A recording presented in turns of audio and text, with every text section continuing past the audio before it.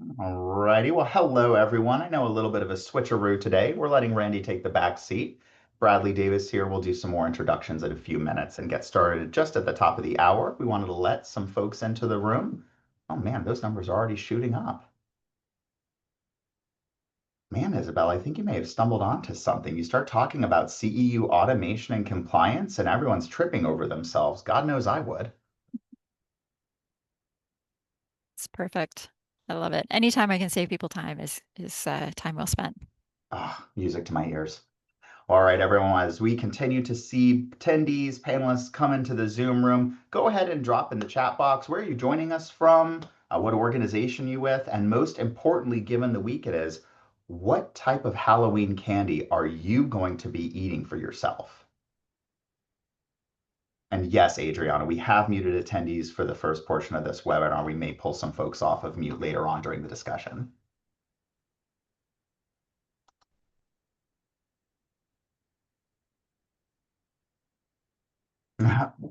Bill Edgar coming in with the Go Bucks as always. Love to see Albany represented. Oh, Huntsville, big fan. Margarita, great to see you again. No candy for you. I understand. We were just talking about how I have a bias towards Canadian candy. So if anyone wants to send some coffee crisp down stateside, you just let me know. Ooh, Jennifer, Sour Patch Kids, speaking to my heart. I do love popcorn, but you can't have popcorn without having floss. Like I feel like Ooh, they should be side by side. yep, Yeah. yeah. Now, Isabel, if you were giving out popcorn balls, would you be giving out floss at the same time? Yeah, probably. But See, um, but we I are love really that. focused on the haunted garage for Halloween. Ooh, Yeah, ooh, ooh, we're at ooh, that ooh. house. Oh, how is this the first time we're meeting? You are so I fun. know. We're gonna get into trouble together. Let's see. Jeff, Reese's Cups, tried and true. Always happy to see some more folks from CEU plan. Marjorie, I love that. Reese's anything. Adriana would like to see pictures of that haunted garage. So Oh, Isabel, maybe we can do a I will have to. follow-up message to our We should. attendees. Because I'll be honest, I'm interested too. Awesome. We're still trying to figure out what type of outfits we want to put our corgis in. Mostly the ones that they will wear and they won't rip off halfway through the night. That's fair. I love it. Oh, Oreo video tour. I can absolutely splice that in. Awesome. All right. Well, it looks like attendee numbers are stabilized. Isabel, what do you say? You ready to get started? Definitely. Let's go ahead. Fantastic. All right, everyone. Well, welcome into today's Solution Series webinar, Making Your CEU Records Audit Ready Without the Manual Work.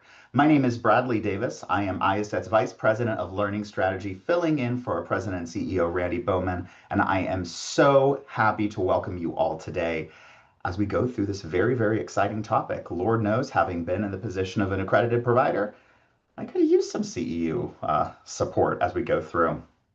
So here at IACET, we do like to maintain that we are committed to an anti-discriminatory environment. So if at any point throughout the course of today's webinar presentation, you feel that you are being targeted due to any number of materials, or you would like to express for concerns regarding commentary that you've seen, please feel free to email us at feedback@iaset.org. We take all comments, critiques, criticisms, and feedback very, very seriously here. And in addition, as we ask all of our attendees, we too like to model best practice. And so in alignment with IACET's proprietary interest policy, section 1.7 of the ANSI IACET standard for continuing education and training, we do want to remind everyone that this webinar is part of IACET Solutions series intended to bring sponsors, vendors, and sales solutions to our global provider community throughout product placement aligned with IACET's continuing education and training guidelines. My goodness, who wrote this script? That is a mouthful. It was me.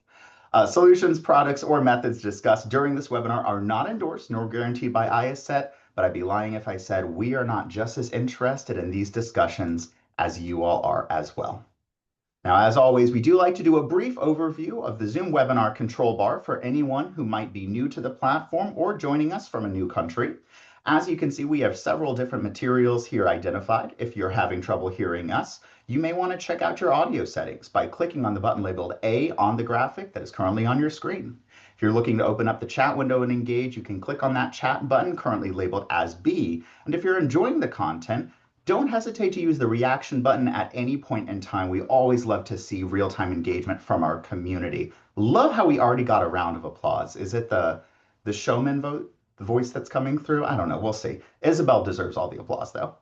Now, as always, we are going to facilitate today's question and answer discussion through that Q&A module. Now, while we will be monitoring the chat bar, we do ask that you please use that QA module as your primary point of feedback to ensure that if we get any questions we are not able to answer in real time, we can provide those to Isabel and the team at Thinking Cap LMS to provide feedback on future IACET discussions.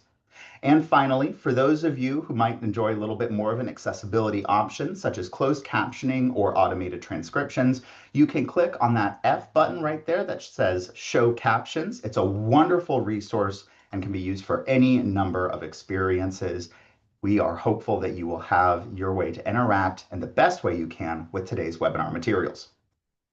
Now, as always, we do like to engage a little bit more with the reaction buttons, so let's get started.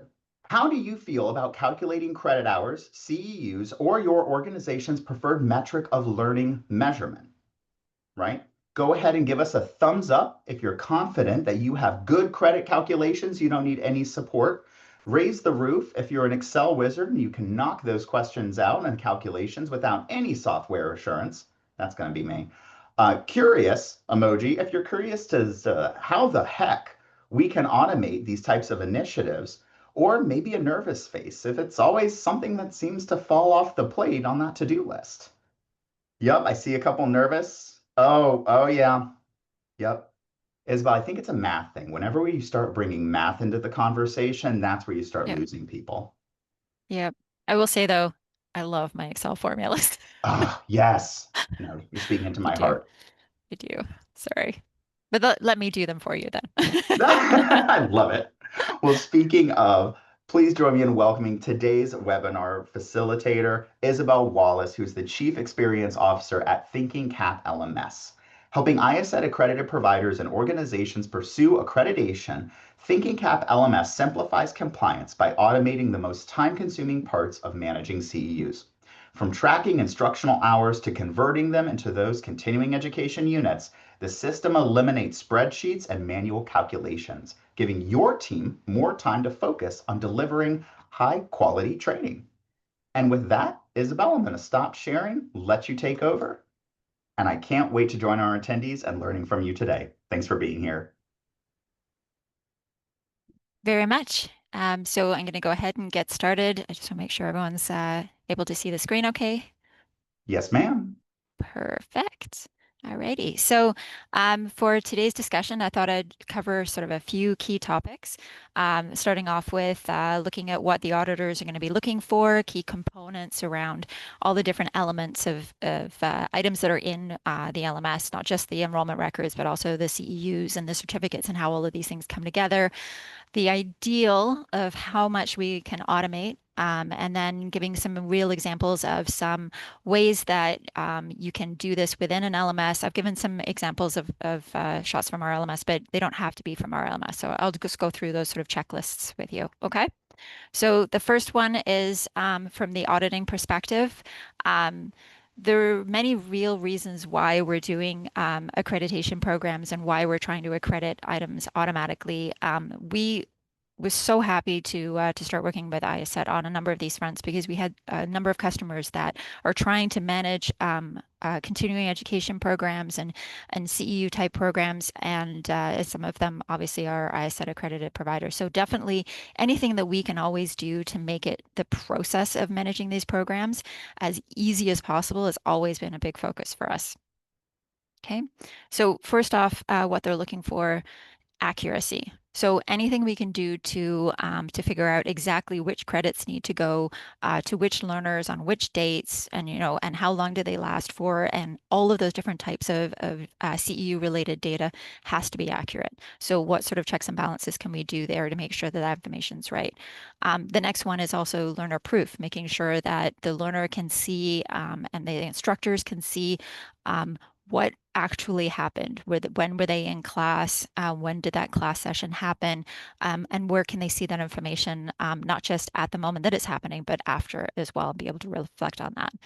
Um, Again, anytime you're running, and I see this as something that goes beyond these sorts of programs, but anytime you can collect valuable feedback from learners, it's great because we're always trying to improve the work that we're doing and how we collect the information and run comparisons and dive deep into that data, the better. So definitely talk about that. And then also retention, keeping data, being able to look up data, being able to know that a year from now or 5 years from now, you can still run audits on the data is also very important too, because a lot of these programs, the credits last for multiple years, so you need to be able to store that information. So common pitfalls is that, well, first off, we find a lot of people running these programs are having to do a lot of manual work, and manual work is the worst. It's the worst thing. No one ever wants to sit there and open up a spreadsheet and try to calculate which learner was supposed to get which credit at which time and when is that going to expire. No one wants to do that. So always anything we do to avoid that. The second is well, spreadsheets.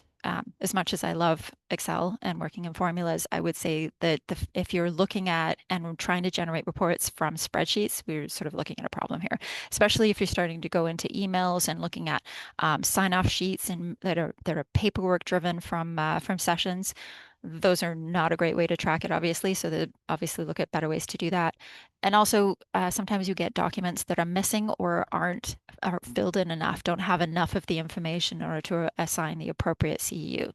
So all of these sorts of information are sort of common pitfalls, and we always try to avoid those wherever possible during the setup process. So the core components. Obviously, the very first one is the learner record. Learner gets enrolled in a course. What happens in that course? So the records and the associated CEUs that go with that are obviously something that we have to maintain. So starting off with CEUs and trying to automatically calculate the CEUs based on the instructional hours and seats is very important. So it's not just were they in the e-learning course? How long were they in there for? Was there a minimum amount of time they need to be in there for? But also when you're running instructor-led sessions, the amount of time accredited has to obviously avoid the amount of time you're not in breaks and things like that, or taking lunch breaks in between. So breaking up your ILTs into different sessions so that you can appropriately award the time spent. The next one I would say would be transcripts. So this is when we're starting to look at all of the different records. So whether they're taking a course once or multiple times, each should have a separate record, and each enrollment record should have all of the information that goes along with it. So ideally, the base is when they enrolled, when they took the course, what their success and the results were, and the next one would be any CEUs that came out of it. But ideally, you get a whole lot more. So most LMSs should be tracking things like how they answered any question within the course and what those results are. Um, I would say that most of the time, the information is usually more than you have access to, but ideally, your LMS will expose as much as possible for that. Okay. And then a certificate of completion. There are a couple different ways to do that. Ideally, these are automatically generated and they're generated based on the information that is specific to the learner. The digital record, ideally, there's a digital signature associated with that. Sometimes people require an e-signature as well in order to get to completion, and that is a requirement. I know that some people were asking about signatures. We definitely enforce the strongest signature possible for any kind of completion that is an accredited completion. And a lot of the time we'll follow an e-signature process for that. And sometimes that requires an MFA as well. We can talk about that a little bit later as well. We also support the ability to have credit statements as well as certificates. And I think there's a good nuance difference there because depending on which type of credit you're awarding, there are different statements and different data points that need to go on each that include not just information about the activity, but also about the learner. So definitely looking at the required fields for those as well. The next area I would get into is looking at the audit trails. So this is tracking absolutely everything that's happening for them getting enrolled into the activity, taking the activity, and all the way through to completion. And then what happens after that to that data. So we look at our audit logs. We log everything in the LMS, and ideally your LMS is as well. So there should be activity logs. So anything that's happening where anyone is interacting with the activity, both from a learner perspective or an admin perspective. The same would be true for learners. Anytime a learner logs in and what interactions and information gets associated with them, including any admin necessary changes to a learner log. I know that we say that nothing should happen, but sometimes something does happen to the record where you have someone who gets stuck in a course where, say, for example, there was a problem on one of the screens within your course and it can't proceed, and a little admin intervention is required. That intervention also must be logged. So we log anything like that, and those are the only changes that we allow to those logs or to any of those requirements. And ideally, following standard data security requirements mean that I would always look at a system that meets the SOC 2, because then you know for sure that they are following all the data security requirements necessary and that they have data security policies. There are some other definitely regional additional requirements that are definitely recommended as well, and I can get into some of those items as well, but definitely security is key.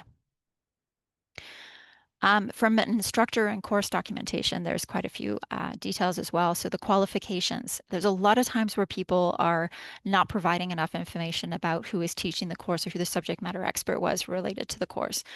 So tying the activity to the presenters or the subject matter experts or whatever you decide from a labeling perspective to assign those people, additional information must be presented. And again, it's useful information for a learner as well. They're more likely to take a course when they see the credentials of the person who's presenting. So we always recommend that. And being able to tie those back to a full profile or to additional information about that subject matter expert is very helpful. And then also tracking when activities expire. So tracking if you take this course, this completion is only good for a year or 2 years, which comes up a lot for continuing education, where it's very useful the first time, but we know that there's slippage and we know there needs to be a refresher. So being able to track those and any reapprovals that might need to go along the way. So other resignatures as well.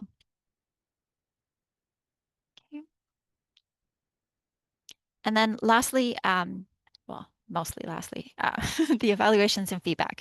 So typically, our customers who run these programs, either they attach a feedback along the way, or they're attaching feedback at the end of their program. So collecting feedback is important, and being able to standardize certain questions is perfect, because that way you can compare how one course does to another if you have standardized questions that go across those activities. Even better if you can standardize them based on the different types of activities, because then you can say any instructor-led activities, these are our standard questions, versus e-learning or on-demand type activities have different types of questions. So we always try to make the questions as standardized as possible, but also very specific to the type of delivery, as well as perhaps subject matter related, and combine those into one simple form for learners is a great way to simplify that process. But once that information gets stored, obviously you want to be able to track how each person answered those questions, so you can run a comparison based on information you know about learners. So there's so much value in the data that comes through from based on how they're answering these questions to are there trends in who answers questions in certain ways. So definitely as much information that you can store on that as possible is great, but all of your user metadata, tying that to the submit of the feedback in order to track that across the activities is perfect. So on-demand reporting. So there will always be requirements for people to come in and look at information about how they've been completing CEU summaries. So whether you're doing that on a transcript page or just running reports on learners as an admin, there are multiple ways to do that, being able to come in and look at the different records and see how those items are doing. The same with instructors, being able to see which activities an instructor was tied to and what their evaluations are key decision makers about whether or not you're going to bring that instructor back for another activity or a particular topic you might want to bring them back for. And so all of this sort of information is very, very key to being able to pull up, investigate, not just looking at it in the LMS, being able to dive deep into that data and make extrapolations and insights as well. So the key here, obviously, being because there's a lot of work to do in these programs, is to automate as much as possible. Okay, so we have customers running these programs, and sometimes they have one admin and they've got a whole series of courses, and they have to reach 100% completion in them, and they have to have all of these completions done. Automation is your only answer for that sort of scenario.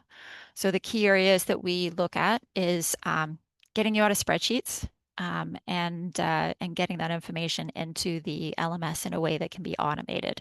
So taking away spreadsheets, taking away paper certificates, taking away a lot of the prep time as well. So a lot of prep time for making sure that someone knows where to go to prepare and share that information with learners. No more manual notifications, things like that, where anything that you can do to make that automated is perfect.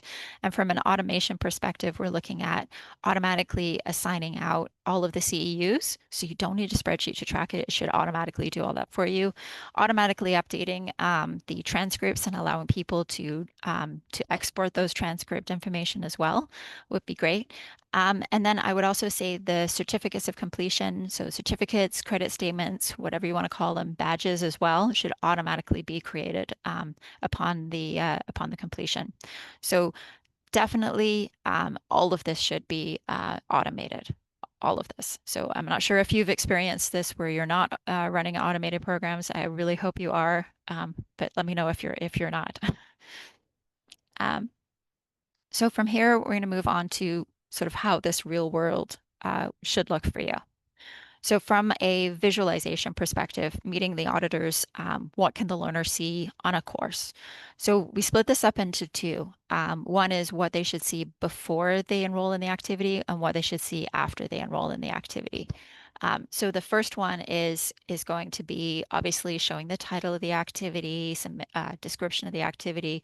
There are other key pieces of information, like how is this information going to be delivered? So the delivery method, and that might be everything from a blended approach, especially if you're working with learning paths where you're incorporating multiple types of activities in there, to virtual workshops, live workshops where you're in person as well, or even online modules like e-learning courses, things like that. So it doesn't matter which approach, you just make sure that you're very much describing which one it is. Okay. The next is going to be the schedule and how long it's going to take to complete. So ideally, every activity that you have in your LMS is going to ask you for an estimated time, or sometimes they can calculate it for you, especially if it's an instructor-led activity, for example. And if you're running a learning path, you should be able to have it calculate what that overall time should look like for the overall activity grouping as well. So those two things are very key because it also depends on the contact hours. And contact hours, if you can calculate automatically how much time is estimated or how much time is spent, then your contact hours should be pretty good. And being able to identify in advance what you think that will be and then running reports on that after will give you a good sense of whether or not you are actually achieving the appropriate contact hours for an activity. And then also showing the difference between your provider information, which is key, obviously. So who is it that's presenting that activity, along with all of the instructors. So whether you have a Meet the Expert section or whoever was involved in those activities and the labels you wish to use, it's very key to make sure that they have access to them. Typically, you want to see their names and a title, and ideally link to their profile. And that profile would have a lot more information about them, like their area of expertise and such, but also their credentials specifically. Um, and next, we want to talk about like learning outcomes, what they have to do to complete. All of those sorts of details of information should be in there. Now, ideally, a lot of this information can have default values, and wherever possible, we always try to set default values. So if you have, you're probably not going to be able to with the learning outcomes, but for completion requirements, you might have standard options for like 3 different pieces of text, depending on the type of activity it is, that will meet all of those requirements and can be automated. So things like if it's a learning path, it's going to be a learning path, and you always do a mix. So in which case, all of those sorts of requirements should be there. So depending on your structure, always look at what sort of information you would need to do custom every time, or what sort of information you can have standard every time, or standard based on the type of activity you're delivering. Okay. And then the last one is for completion requirements. Obviously, wherever possible, if your LMS can handle it, define what your passing threshold would be. So if you have an assessment, if the passing threshold is 80%, therefore it will calculate the pass fail and ideally will not give credits on a failed activity. Okay. And then CEU breakdown would be the next area, and obviously making that as detailed as possible. So you're saying which component, the number of contact hours, the number of CEUs, and a description of what that is as well. Okay. I'm not sure if you have questions along the way, but feel free to drop them in the chat as well. Okay. And I Hey, am definitely Isabel. going to get, yep. Oh, I know. There is one question I want to point out that keeps coming up. So everything that we're Mhm, seeing and we're talking about, would it mhm. be a correct assumption to say that Thinking Cap LMS is able to do all of these functionalities? Yes, and I'm surprised when I hear another LMS can't. But yes, all of these things we can do. Yeah, Fantastic. All right, there are a few others, but we'll save those for the end. But for our attendees, keep the sure. questions coming. We are transcribing all of those to ask Isabel at the end of today's conversation. Perfect. Um, The next one I want to cover is what it transitions to once you've enrolled. So even once you're enrolled, all that information that we had on the pre-enrollment should definitely still be there. The focus can be different though. And typically, what I've seen requests from customers is to, even though you have an overview that includes all that information, that you can then start skipping to the activities. And usually, they'll start the first time you get into an activity in the overview area, but then quickly skip to the activities or the activity specific open course and such um, once you've started taking the activity. It really depends on your preference though. Okay. So again, you need to still keep all of the information about all the details you had before. But again, the layout can be a little bit different on these pages. Okay. Um, but then we start getting into what sort of activities are there. And we always try to give only the information. This is always a delicate balance, but only the information that the learner actually needs. And that differs depending on customer to customer, but from an accreditation perspective, again, anytime when you're working, and I pulled the most complex one, which is a learning path that has all different types of activities in it.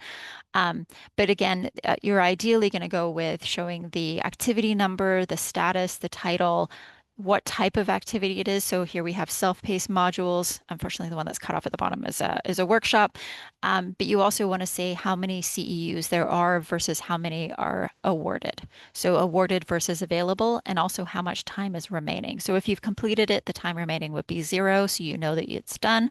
But the next one, the second one, number 2, we have time remaining 24 minutes. It's really helpful from a learner experience perspective to show them, how much time they have left and where they're at within that activity.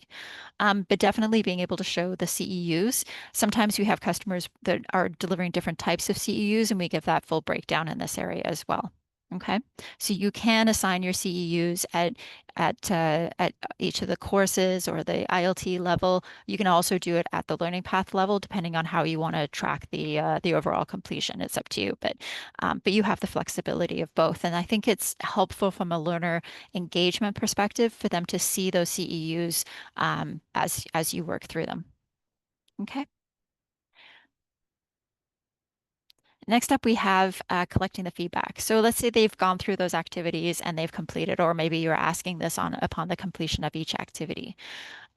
Designing a very standardized course feedback form is helpful. There are a lot of questions, learning outcomes. I mean, this is a terrible example on the right, but like standard questions like, did you find the content useful? Did you find it easy to consume? Um, Lots of different questions and lots of different areas that could be shared. Um, I think the more questions you ask, you have to be very careful with the balance here. The more questions you ask, the less chance you are that people are going to finish the whole thing. So I would always try to keep them as simple as possible from that perspective. So always try to keep it so that you're asking as few questions as possible to get the goal that you are looking for. Because you're more likely to get those answers. And then sometimes it might be you just want to ask one quick question at the end of each activity and a bigger one upon completion of the learning path. Those are other approaches to take as well. Okay. Also, if we have some customers that the feedback they look at is a bonus if they collect it. A lot of you from a statistical perspective will have opinions on this, I'm sure, but some people um, uh, make the feedback required for completion. In other words, they're not going to give them the CEUs, they're not going to give them the certificates and such until after they've submitted the feedback. Depending on your approach and whether you feel that that might impact the quality of the feedback you're getting, I would say it's up to you. As long as your LMS can support that the date that the completion happens that appears on your certificate is not the date the feedback was submitted. So that's just a heads up. Make sure that it's always going to be the date that the content was completed or the session of an ILT happened, as opposed to they come back 3 days later and finish the feedback, and then that's the date that the course seems to be completed. So just a heads up on that one. And again, I mentioned earlier about standardizing questions. Even if you're standardizing questions and you have this is the group of questions we want to ask for ILTs, this is the group of questions we want to ask for e-learning, this is a group of questions we want to ask for everything. Try to combine those into one form if you can. If you have an LMS where you can say I want this group of questions and that group of questions, it makes a form, or if you have to have those forms separately for each. Ideally, try to standardize them and try to keep them in such a way in your LMS that you can compare across activities, because the comparison gives you some great insights as well. Okay. Then we start getting into how we're awarding credits. So awarding credits is key. So depending on what we know about the learner, you can automatically award specific credits to people. So we have some customers, say, for example, in pharmaceutical, where they're handing out either a pharmacist credit or uh, a pharmacy technician credit. And those are two very different credits, two very different values, potentially same course.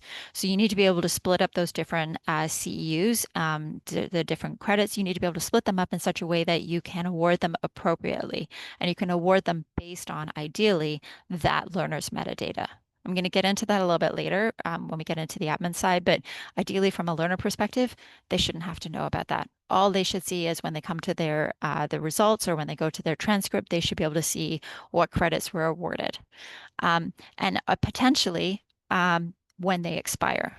Now we have some customers that only work in one decimal place, some that work in two decimal places. Ideally, two decimal places gives you the flexibility, considering it's 1 hour, and that gives you the 45-minute breakdown. So I would recommend definitely the two decimal places wherever possible. And then sometimes we have customers like to reiterate and remind people that the CEUs are equivalent to the contact hours. There are multiple places you can do that. We usually do that in the overview tab to give that, because as soon as you start looking at tables, that's a whole lot of information to try to squish down, and we're already trying to show when it expires. But it's up to you how much detail you wanted to include in there for that perspective. I would also make sure that it presents not just when they're awarded, but also when they expire. So the date of completion can be shown here, but it can also be shown in the transcript as well. Okay. And then the other bonus is if you're working, there are some regulatory agencies that you might be reporting these CEUs to. And whenever possible, you want to avoid the work of you submitting that information to the regulatory agency, or your learners having to submit that information to the regulatory agencies, right? So whenever possible, see if your LMS will integrate with those. Like ACPE or BPS or ones like that. Okay.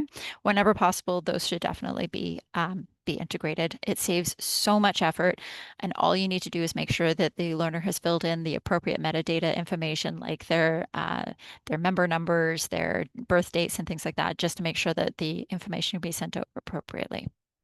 Okay. And next we have certificate. So certificate is kind of a fun one. So if we start looking at certificates, obviously they can be branded, they can be pretty. Please don't make them really boring. So they can be pretty, but they do have essentially quite a bit of information to display. So we're looking at not just the title of the document, but also the name of the learner. You need your statement of accreditation. You need to know what their learning objectives are. We tried to squeeze the learning objectives into this one statement, but there are different ways that you can do that. So not just demonstrated, implemented, data governance, but it could be any kind of learning objective there. The title of the activity, again, the date that the activity is completed, not the date that they finished the last admin step of like submitting their feedback or something. Okay. And then what they've earned. So ideally the number of CEUs. Sometimes people will add the contact hours again in here as well. That's also a very good add. And then who is accrediting it? So we've made up Thinking Cap Inc. as an accrediting provider, but you can put obviously your information there. Um, I will say that from a learner name, getting the learner to sign it is great. Putting their name and putting whatever their unique identifier is that ties the learner to that record is another great way to do it. Sometimes you'll use an email address. Sometimes it'll be a username or a user ID within your system. That's a great way to do it as well. And then also the delivery method. Now, some people will also include what we call a digital signature, which is just like an ID that for that particular record. Some people have different IDs from the record that's a digital requirement as well. So those are both possible too. And then obviously your logo and the IACET logo as well. There are other things you can potentially add to your certificates and other ways that you can do this. And depending on which regulatory agency you might be submitting these CEUs to, they may have additional requirements. But I will also say that probably the trend you're going to start to see also is going to be the use of badges. And everything you're seeing here and all of these data requirements that make it really complex and sort of could make it really hard to put all of that information under one document can be completed through using badges. And the best part about the badges is that all of that information gets baked into the badge, and it's in an encrypted manner, so it cannot be changed, and it can be referred back to you as the accrediting provider as well. So if you're interested in using badges as an add-on or potentially replacement for a certificate, then let me know. And then we start looking at transcripts. So every learner record should have all the information about that completion. So whether you're an admin looking at this or a learner like we have here, you should be able to filter. You should, at the very least, I put the minimum filtering here. You should be able to filter by date. So if you're typically a lot of these programs, you have to have a certain number of CEUs within within a year or a 2-year window. So being able to filter by your window here is perfect. But additional information is also great for them to have access to. So for any activity, being able to see the code, what type of activity it was, what their score was when they completed, again, the completion for the activity, not when the feedback was submitted, their CEUs that were awarded, when the certificate expires. So I mentioned this quite a bit because it does come up quite a lot where the credits or your completion is only valid for a certain amount of time. So definitely keep that visible to learners so that they understand why sometimes they may have multiple rows with the same course in it. And then being able to download the certificate. But key here being that you should be able to view details, meaning you should be able to click on that and go back and view all of the results of what it was you completed for that activity. So any certificates, badges, the listing of all of the activities, how you did in those activities. Some people like to show the assessments and show how they did on the assessments. That is entirely up to you, but you should show that there were attempts on the assessment and how you succeeded with those assessments as well. So lots of information should definitely be stored on the certificate. What an admin needs to experience, and this is what I think a lot of people are also very curious about. So the first thing is, how are you describing, I would say not just honestly your activities, but also your users. Okay, so we do this through the form of metadata. So when you're describing metadata, it's really data that is describing data. So we want to describe the learning outcomes, the instructional methods, the completion requirements. These are all examples of information that we want to track based on the different activities. And you can assign those based on whether they're activity specific, or maybe they're also related to users, maybe they're related to audit purposes, internal purposes only. So you should be able to honestly create any number of metadata to help you describe both the activities and your learners. And from a learner perspective, it's key because a lot of that information about the learner is information that will appear on your certificate. It'll be information that will tie the user to the appropriate CEU to award automatically, or information that they may just need to show on their profile. So potentially for an instructor or a presenter, if they want to add additional information about their credentials up on their profile.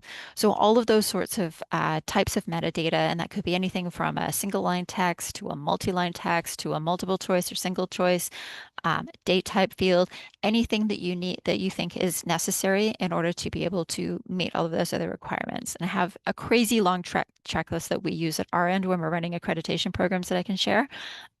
But definitely there's quite a bit of metadata. And then we also look at the visibility, because sometimes there's metadata that you want to track on a user or an activity that should never be shared publicly. So that includes whether or not it should be something that can be included on a private profile. So in other words, the learner can see it.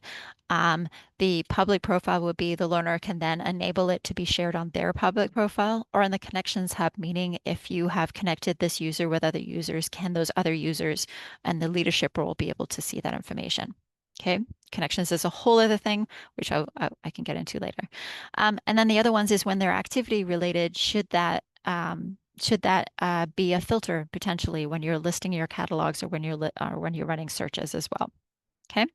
So lots of information, lots of really great uses for this data.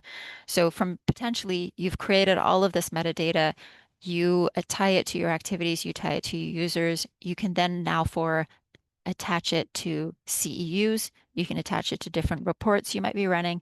You can attach it to different page displays, lots of different places. And so I would always start with metadata. What is the list of all of the metadata you need to include? Next up, we have how, therefore, you're going to go in and start acting on this information from an activity perspective. So for every activity, you can set all those metadata and then come in and now apply that metadata in the context of this. Now, I always recommend, whenever possible, to set defaults for your metadata values. So things like, are your completion requirements always going to be the same, or are your evaluation methods always going to be the same? Wherever possible, always try to have defaults for those. Okay.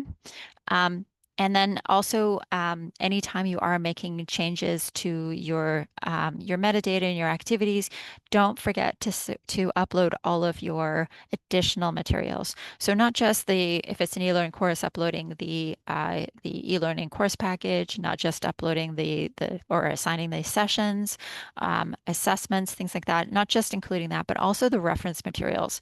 So if you do a webinar like this one, grabbing that recording and setting that as an available resource after the event, very, very useful resources. But it also gives someone a chance to audit that and go back and look at what happened during the session if there's something that they missed. I would also include, if there are any prerequisites, definitely define those. You shouldn't have to put any metadata around prerequisites, because that information should be something that the LMS handles for you. So you shouldn't say, don't enroll in this until you've enrolled in this other thing over here. Just by assigning that the other thing is a prerequisite, it should automatically show that for you on the page. But make sure that if there is a prerequisite, that it is set within the system. And then completion requirements as well. Sometimes we like to outline, like on this one, where we're giving a cleaner sort of listing of that information, but make sure the LMS is also aware of what your completion requirements are. So if you're running a learning path and you've got a group of 5 activities, but only 3 of them are required and one of the other 2 optional ones need to be required, make sure that information is in there, or perhaps letting people know that there will be feedback and the feedback is required. Those sorts of information is also very helpful for the LMS to understand, or it will not prompt people to submit the feedback before they complete them, or it will not force them to to provide the other information. So I definitely make sure that the LMS is set to have those. And again, wherever possible, set those as defaults. Okay. Um, the other key thing when managing your activities is that wherever possible, make sure you have an LMS that has a history of those different course content. Okay, so anytime you're uploading a new package, see if there's a way to set whether it's a major or a minor version and add some sort of revision note there so that you have a listing of them all and that you can go back and look at the previous versions. Because if you're awarding credits 2 years ago for an activity, you want to see what the content package was 2 years ago as well. So if the auditor says, well, what content did you give them? You don't want to just say, oh, let me show you what's there now. They want to see what was there 2 years ago. So you want to make sure you have historical versions of what that content was as well. And then anytime admins are making changes to any of this information, ideally there's a change log. In other words, not just I made this change and here's my note, but also I made this change, I saved it, and the system automatically notes. And the automatic noting is important. So you change a metadata field and it should note that you changed that metadata field. Okay, so all of those sorts of logging of information about what you're saving, but also how you're tracking those changes is very important. And whenever possible, make sure the system can handle that level of logging. The next is when we look at instructors. And I know this is an area where a lot of LMSs are different.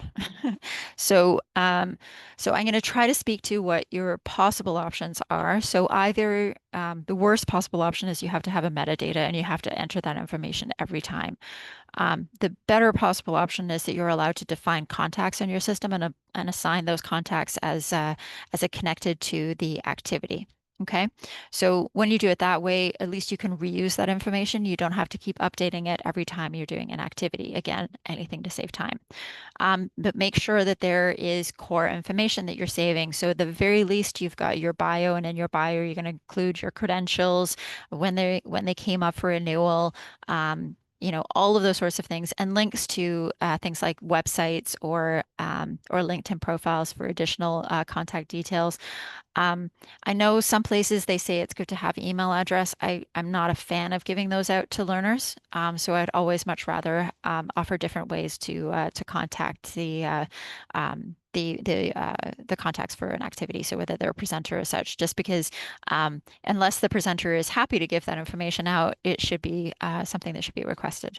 But yes, definitely make sure that you have all this information about the instructor or presenter, because then it can be easily come back and say who was your presenter, who taught them this thing, and then you have all that information there as already as well. And ideally, you do it through a contact tied to an activity, because if an auditor is looking at which presenter was giving that information, they can see what other associated activities would be somewhat could potentially be involved in the same information being delivered. So yes, from an audit perspective, it's always very good to have that information. Okay. Um, and the absolute ideal is that these contacts, or if you have them as people within, like users within your system, they can edit their own profiles. Because if they can upload new certificates or new credentials or add more information to their bio, it will save you time. So ideally, whenever possible, make sure that information can be edited also by the instructors or presenters.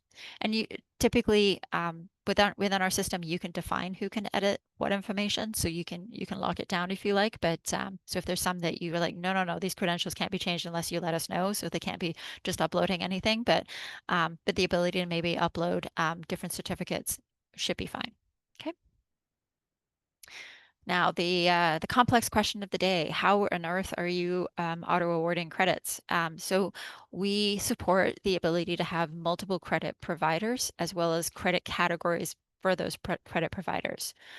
So depending on your credit category and the type of credit you're given, then for each activity, the ability to award those credits on a lot of these agencies requires certain identifiable numbers for those activities, because they go in, they review the activity, and they say this for this amount of time can award this number of credits. Okay, so we support the ability to select your credit provider, select your credit category, select the value down to 2 decimal places. Also, when this credit is open from until. So you can say that this course will give potentially an IACET CEU credit up until 2027, starting in 2025. But potentially for the 2 years before that, there may have been a 2.0 credit allotted to it if the content was different then or was better then. So during these timeframes, you can go for renewal of the content to see if it's worth as much. Sometimes agencies will downgrade the number of credits if it's not as relevant or not as new content.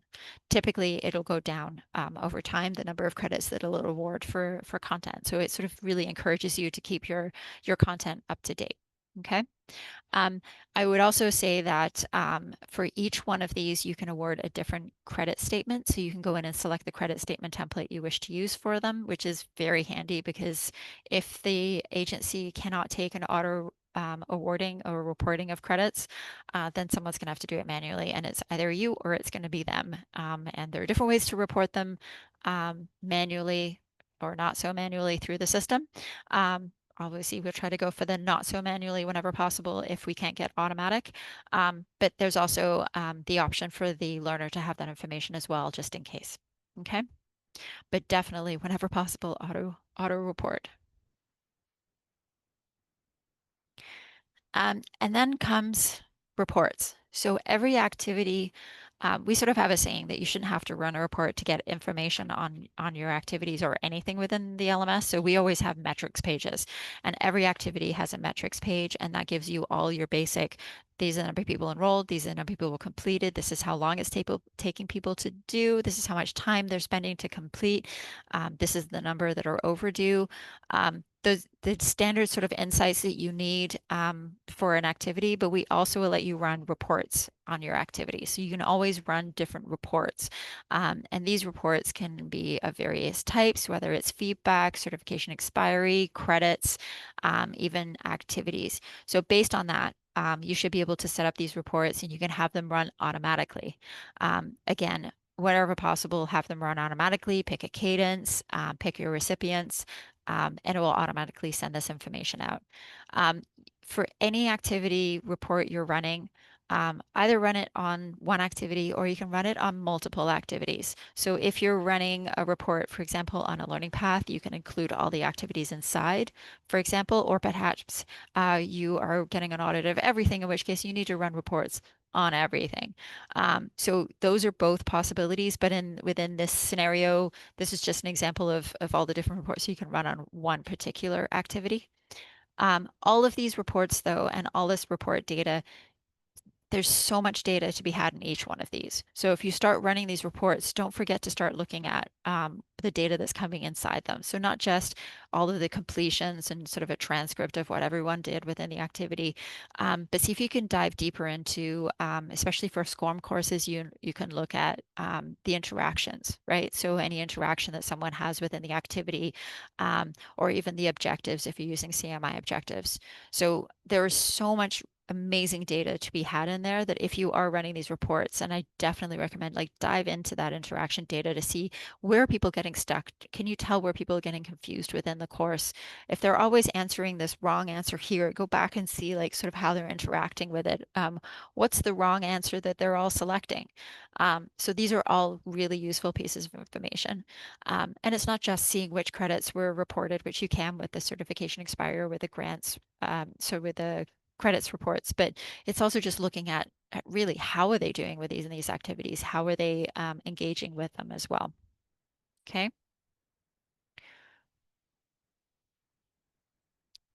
And then next up is the maintaining retrievable data. So there's so much data within the system. It's really sometimes it's, oh my goodness, how much do I need to do? So first off, you definitely need to be able to view completions. So you can either do that by running reports. We think you should be able to look at completions anytime. So we have a whole manage section you can go through and search for people and look at their records at any time. You should be able to identify trends. So you should be able to run either pre and post comparison reports for an assessment or be able to run an evaluation across multiple activities to see which activities have better ratings, better scores, better interactions with. So be able to do a comparison amongst those activities. Those are essential things you should need to be able to do. But the bonus being that wherever possible, if you can have dashboards that give you like key insights in how things are running, that's great. And dashboards can be done either through your LMS if the LMS has a dashboard, or sometimes if you can do exports and you can connect them up with other systems like a BI tool that will give you information about how things like trends and information based on raw, huge data sets as well. Okay.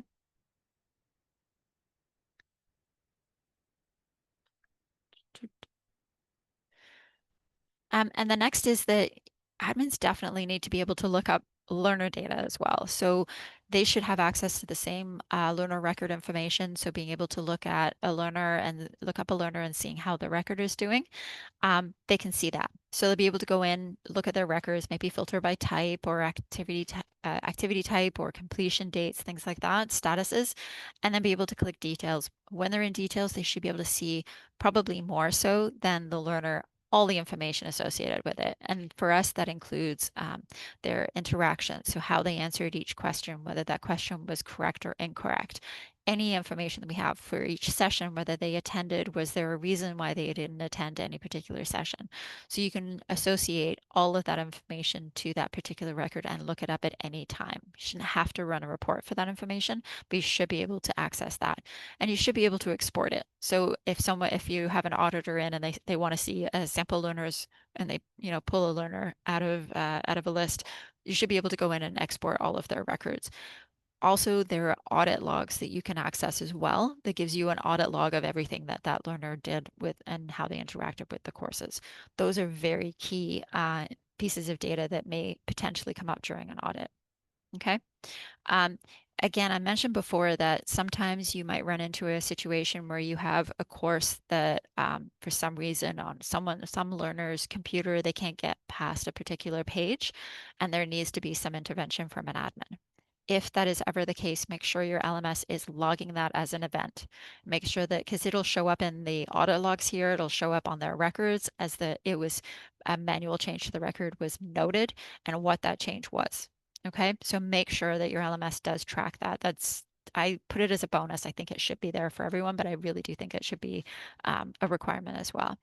And then also being able to look at different logs based on different types of action. So if it's a change to an activity by an admin or an interaction between a learner and activity, there should be multiple, at least one place, but there should be multiple places that you can see the logs of that information so it's very clear as well.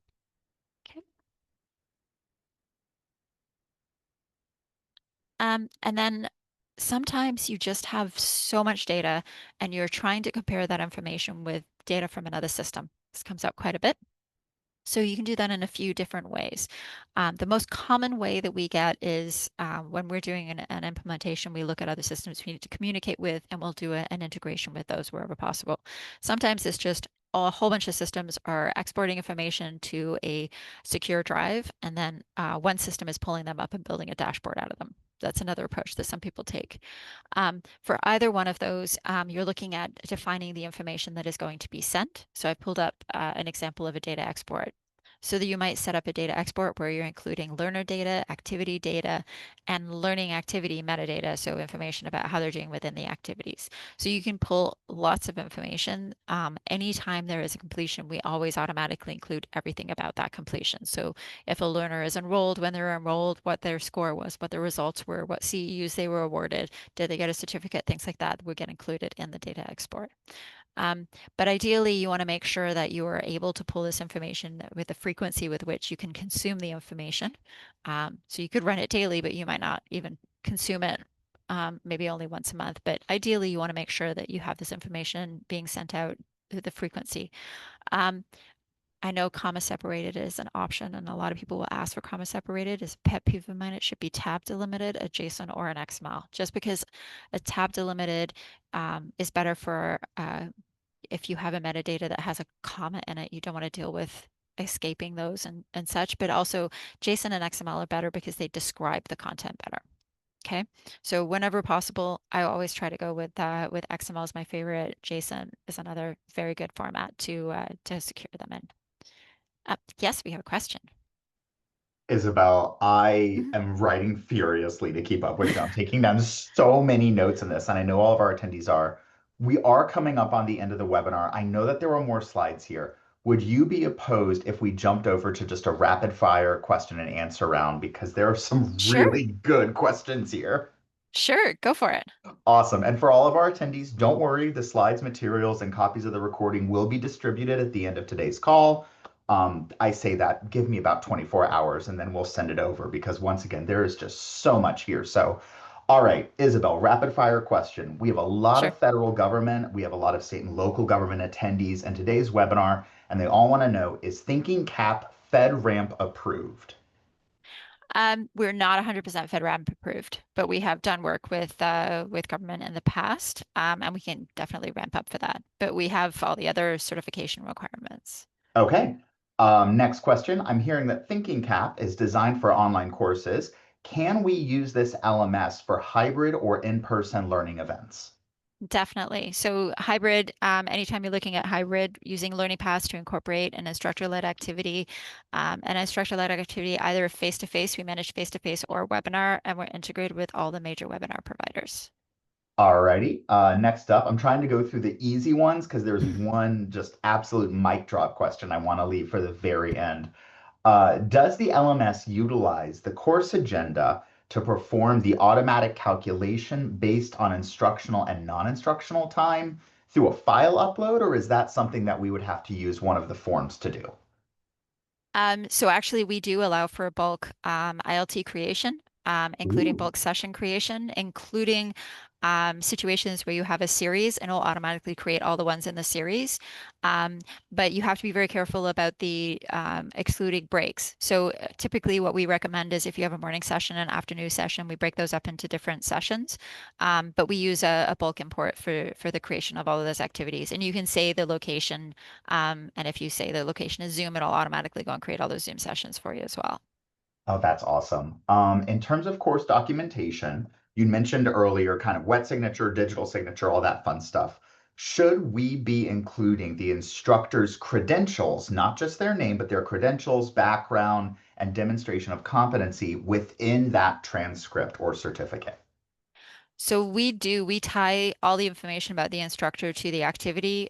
So when we're connecting we can connect users to users through supervisor, manager, things like that. But we also do have activity connections to connect those people to the activities so that everything about their profile can become available and automatically tied to the activity. So all instead of having to re-upload that contact information and all of the credential information every time, you're just selecting that it's that person who's connecting and presenting the activity, and it automatically manages the rest of it for you.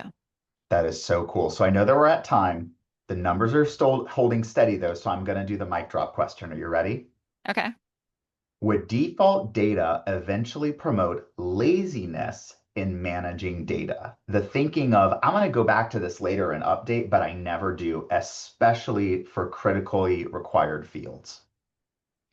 So yes, I mean, you're always going to have a potential for laziness in not including information. We can also set it so that you have default options, but no default option is selected.